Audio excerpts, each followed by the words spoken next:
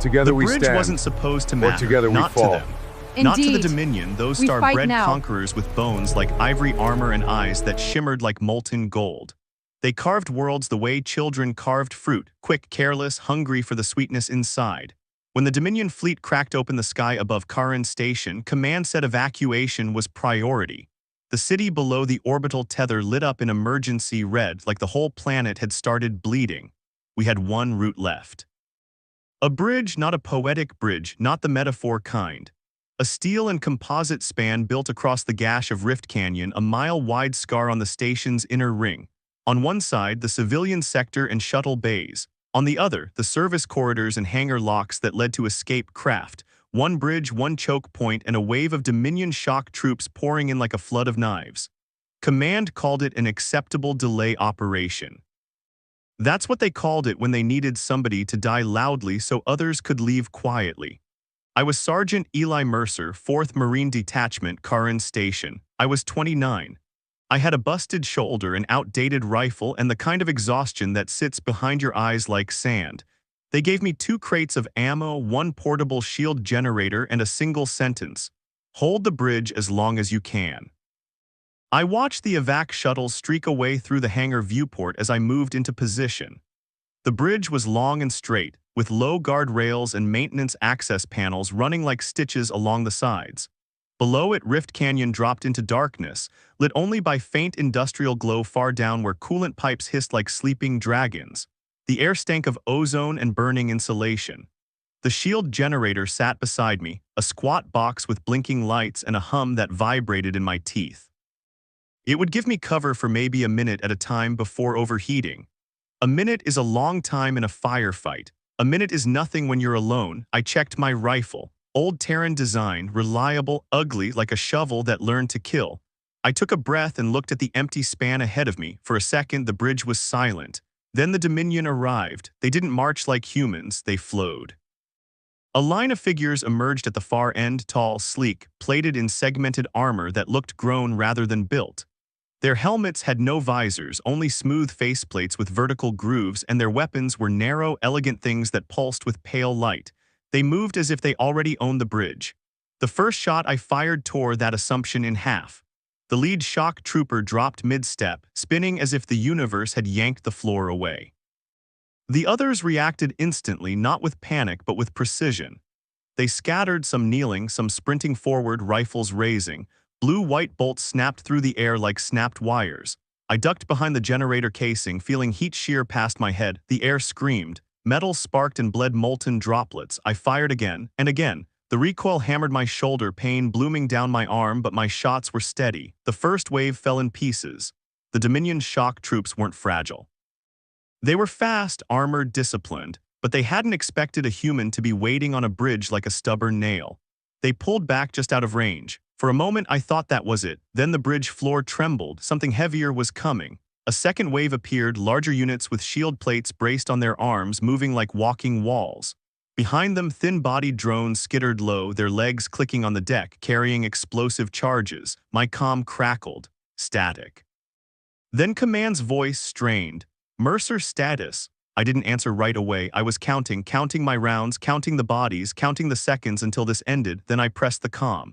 Bridge is contested, I said. Evac ongoing. Yes, keep them off. That was all. No encouragement, no speeches, no glory, just work. The shield wall advanced. The drones sprinted. I triggered the portable shield generator.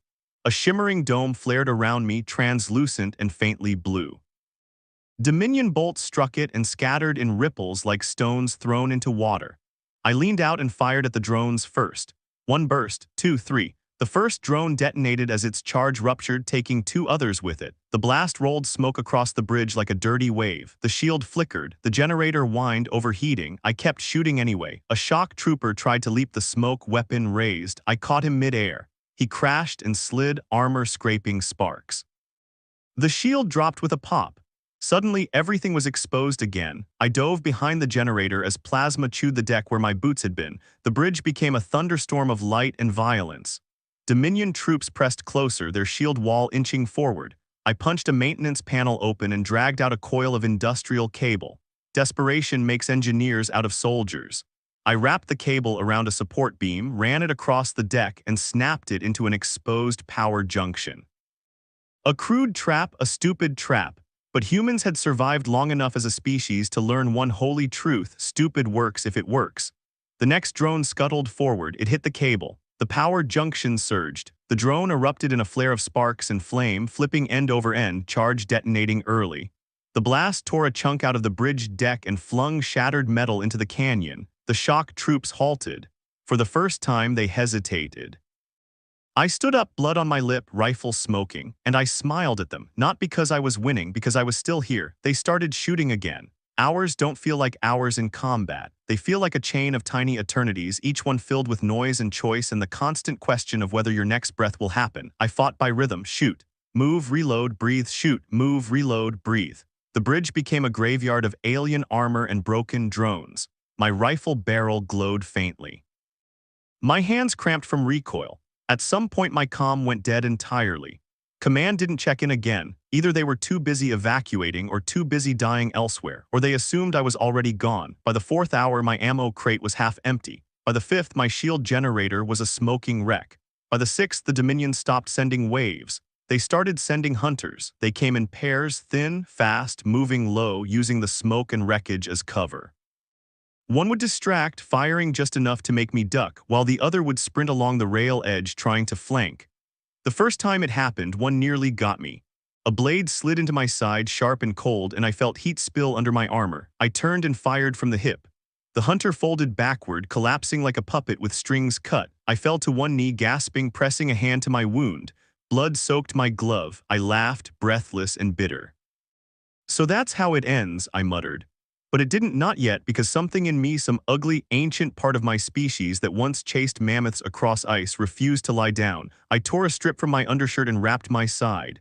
The pain sharpened my focus into something clean and narrow. I checked my rifle, still functional. I checked my ammo, not enough. Then I looked down at the bodies scattered across the bridge. Dominion weapons lay among them, sleek pulse rifles and energy blades, unfamiliar and dangerous. I picked up a fallen rifle. The grip adjusted slightly as if sensing my hand. It hummed like a living thing. I pointed it downrange and pulled the trigger. A lance of white energy snapped across the bridge, striking the far wall and leaving a molten line. My eyebrows rose. "All right," I whispered. "New plan." By the 7th hour, the Dominion had stopped trying to rush me. They tried to starve me out instead, firing intermittently, staying behind cover, waiting for me to run out of breath and bullets and stubbornness. But humans didn't evolve on easy worlds. We evolved on worlds that froze and burned and tore itself apart with storms, then asked us to pay rent anyway. Waiting was something we could do, so I waited, and when they shifted positions, I punished them. A pulse shot here. A grenade scavenged from my belt there. Every meter they gained cost them. The bridge lights flickered, smoke hung in the air like curtains. I could barely taste anything except metal. My ears rang constantly now, a high thin whine underneath the distant crack of weapons. Then in the 9th hour, the Dominion did something different. They stopped shooting. The far end of the bridge grew still. Silence moved in like a predator. I tightened my grip on the alien rifle, eyes narrowed. A figure stepped forward alone, not a shock trooper, not a hunter. She was taller than the others, her armor darker, obsidian plates edged with silver. A cape-like mantle hung from her shoulders, woven from some material that shimmered like starfields. Her helmet was open. Her face was sharp and pale, with high cheekbones and a mouth that looked carved rather than grown. Her eyes were gold like the rest, but deeper, older. Power lived in her like gravity. I knew without being told. This was not an officer. This was a warlord. She walked down the bridge at a calm pace, stepping around bodies like they were inconvenient debris. The Dominion troops behind her remained still, watching, letting her pass, as if the bridge belonged to her by right. She stopped about 20 meters away, close enough to see the blood dried on my chin, close enough to see my hands shaking from fatigue. Her gaze swept over the wreckage, then it settled on me. Her voice carried without amplification, smooth as polished stone. "Human." I did lower my weapon. "Alien," I said back. A faint smile touched her mouth, barely there. "You have delayed my vanguard for 9 rotations of your station clock." I swallowed. My throat felt like sandpaper. "Yeah," I said, "you're welcome." Her eyes flicked to the edge of the bridge where the canyon yawned. "How many civilians escaped?" My stomach tight, so she knew this wasn't random slaughter to her. This was math. I didn't answer. She stepped closer, unhurried. You cannot win, she said. Your forces are in retreat. Your station is compromised. Your evacuation will fail without command coordination. Maybe, I rasped, but not because of this bridge. She tilted her head, studying me not like prey, like a problem she respected. I am Vaeloris, warlord of the Dominion's third conquest claw, she said. I have shattered moons to make examples. I have broken armies with a single broadcast. Her gaze sharpened. And yet you remain, my finger tensed on the trigger. Come closer, I said, voice low. I'll introduce you to human hospitality. A quiet laugh escaped her. You misunderstand, I did not come to die. She raised one hand, palm open. At the far end, Dominion troops shifted but didn't advance. Vaeloris looked straight into my eyes. I came to break you. The words were calm, almost gentle. They hit harder than any weapon because in them was certainty, not arrogance, certainty. She kept walking. 20 meters, 15, 10, I fired.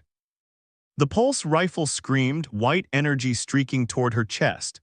Vaeloris didn't dodge, she didn't flinch. A thin field shimmered around her and the blast split, curling away like water around stone. My eyes widened. She lifted her other hand. The air around my weapon snapped. A pressure like invisible fingers crushed the rifle, twisting it until the barrel bent with a metallic shriek.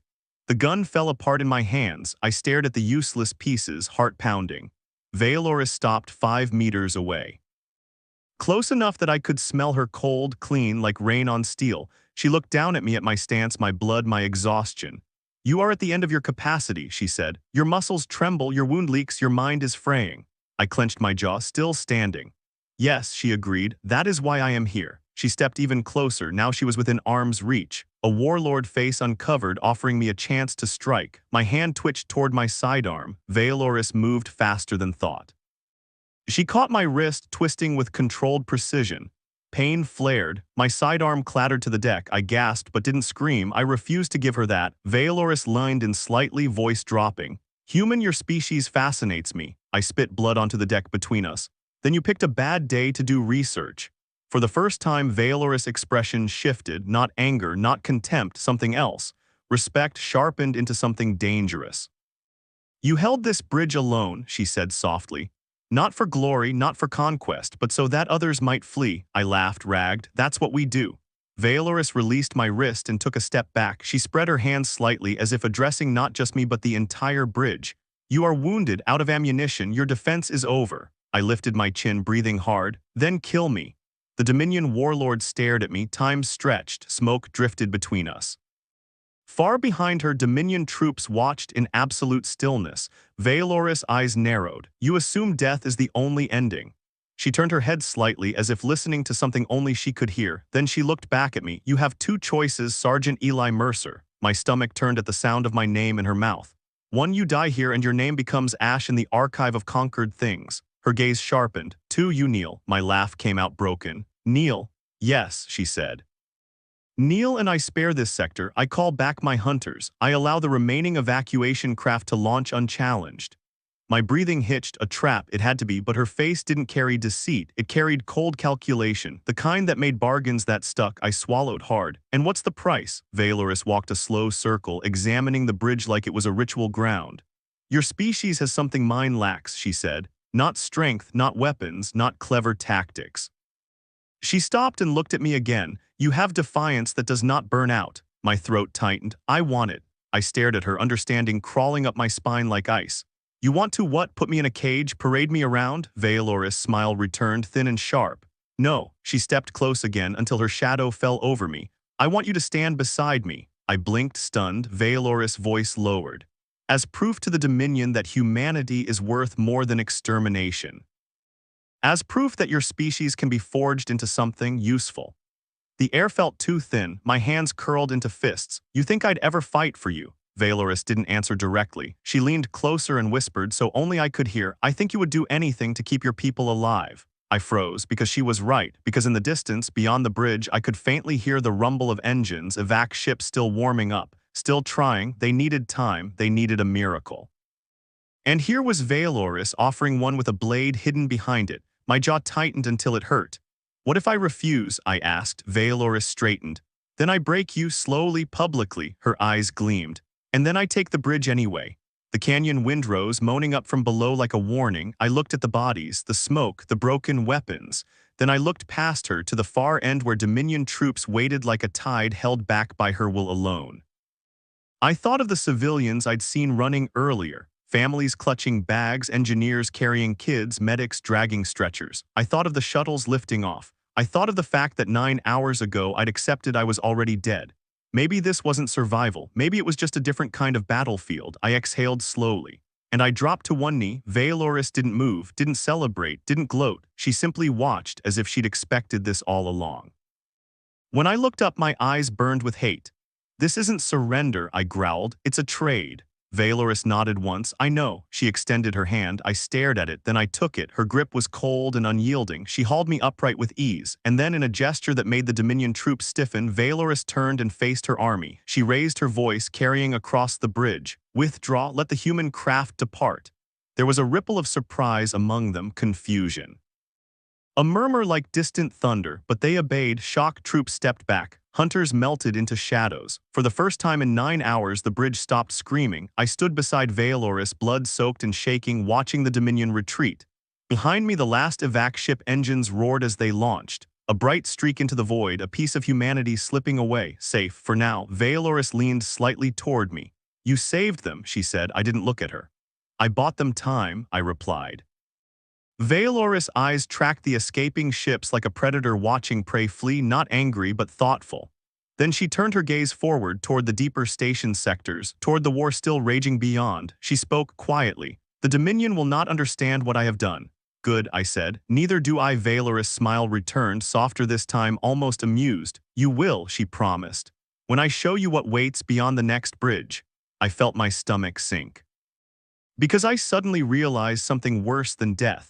I had survived, and now I was walking into the enemy's heart alive. Valoris stepped forward. Dominion troops parted for her like a sea obeying the moon. I followed, limping, weaponless, furious, but still standing, still breathing, still human.